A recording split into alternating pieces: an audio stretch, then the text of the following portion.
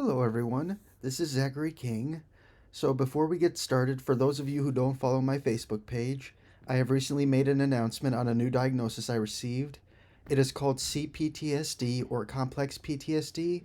Basically, in a nutshell, it means I have been traumatized by not only one thing but multiple things.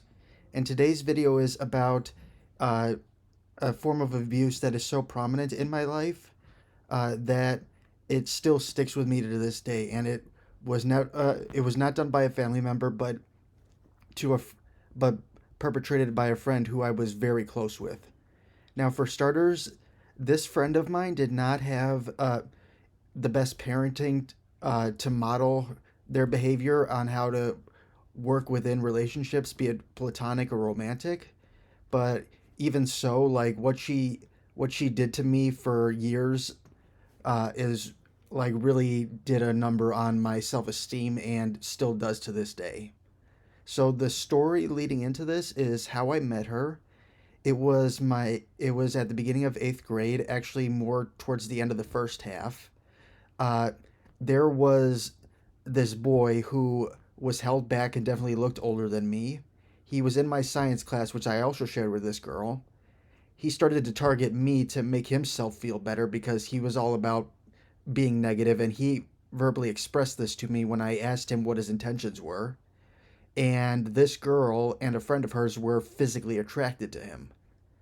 And the first interaction I had with her, actually, he sat down at my table that I was sitting with friends, and I politely told him to buzz off. And this was after the girls uh, followed him to the table like a magnet, and the girl interjects and says, "Shut up." And so after that, like, I just kept my distance, and then I was partnered up with her in our first period class, which all three of us shared together. Eventually, me and her started talking, uh, set things straight. After I reminded her of what she first said to me, and we found that we clicked. Like, we felt safe with each other. We liked each other a whole lot, and she would eventually express romantic feelings for me. Although when I asked for clarification, she would not clarify for me, leaving me to figure it out for myself. But we exchanged phone numbers, and we talked for hours on end for countless days. And about a month later, I left the middle school because of bullying that was not just perpetrated by the one she was attracted to, but by multiple other students. And she expressed how much she missed me, like how lonely she was without me there, and I felt bad for leaving her, but I told her that she still had me over text, and we could FaceTime because we both had iPhones. And so I proceeded to keep forging my relationship with her. So where it all started was eventually every time something in her life made her mad, she came to me and she acted as though I was the one who perpetrated the abuse in her life, and she used me as her scapegoat punching bag. And she eventually confessed that the reason she did it is because she said I was the perfect person to beat on, that I would just take it and I wouldn't fight back. But she would eventually learn that I did fight back if I was pushed hard enough. And this earned a constant reminder from her that I was the only one who could make her cry, because there were times where I would not put up with what she put me through, and I would fire back at her, which scared her out of her mind because in her mind, she had to be the top dog in any relationship of hers so that she could never get hurt, and I did not accept that. I was a firm believer in equal ground, and before I cut her off for the final time, she acknowledged that I made her think like this, but by then it was too late and she had already done the damage to me. So she would constantly scapegoat me, and unlike most cases where one lash out by me would cause them to block me entirely, this just turned into an endless cycle of bashing. This would turn into bashing and then firing back, bashing and firing back. And this went on for a while, and I also found that she was extremely clingy. So over the summer following 8th grade, I was spending time with my mom, and I was due to be the usher for my uncle's wedding. During this time, which was about a week between visiting my mom and the wedding, I asked her to leave me alone. Like I needed space.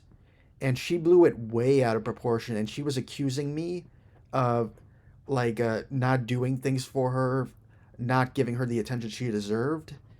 And another thing I wanted to note is that she was the kind of person where she would text me and give me a time limit as to when as to when I needed to respond to her or else. And if I didn't meet that time limit, she put me down for not responding to her as quickly as she wanted me to, as well as uh, being a bad person or not being a good friend because I didn't conform to her every whim. And I bought her maybe a day's silence with asking her to please give me space, and then she would come back repeatedly, more aggressively, asking me like, "How dare I?" And I would continue saying, "I need space." And then eventually, this came to a head while it was the night of the wedding. I needed to escape the place we were at because I was very emotionally drained and overloaded. And as I'm talking to a friend I'd reconnected with from my childhood, uh, the girl comes out of nowhere and barrages me with a bunch of very hurtful, very brutal text messages about how I abandoned her and uh, how dare I left her for a month, which I informed her it was a week, but nonetheless, like berating me for being such a horrible person, for betraying her, for leaving her alone. And I was so emotionally drained at that point where I just went numb. I couldn't take any more damage. I was done, but I had to keep taking it. And I realized that I had become clingy to the other friend I reconnected with because I begged her to video call me, like in order to help keep me sane. And that friend proceeded to yell at me for berating her on video calling when she had already expressed reluctance. And thus, that moment I felt truly alone. Eventually, I snapped at her and blocked her, but I found myself going back to her. And as such, I wanted to, I always wanted to repair things, but every subsequent time that I blocked her and went back to her, I found myself getting more and more depressed just by her presence in my life. And one thing that still acts as a trigger for me today, albeit a very mild trigger, is if I am texting somebody and they just respond with the words cool or K for okay. Because I found that in every texting conversation I had with her, if I ever talked about my life, she would mostly say cool or K if she was pissed off and didn't want to hear anything more from me.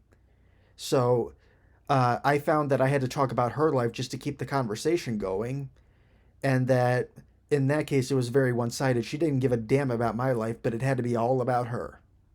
So when people respond to me in that way, when they're not interested in reciprocity, like I immediately cut ties with them because I don't need a reminder of this girl in my life. And one thing I came to realize was that I had fallen in love with her over the time of abuse because I felt super close to her. She always gave me attention, and this was something I was never used to. This was something I had always longed for, something that I'd always dreamed of, and it was a beautiful girl to boot. And it was something that I never thought would happen to me. And when she admitted she liked me, I was like, "This can't be. I'm an ugly bastard." And on top of that, like I had never experienced love before, and I didn't recognize it at the time.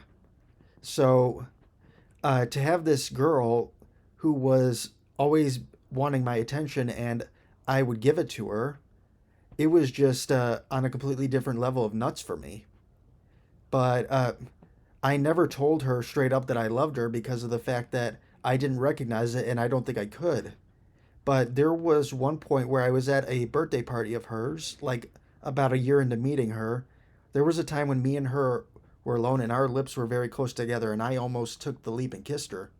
And I'm grateful I didn't because that could have thrust me into a romance with far severer consequences than the intensely friendly and borderline romantic friendship I already had with her. And so uh, the final time I blocked her was about 5.5 years ago.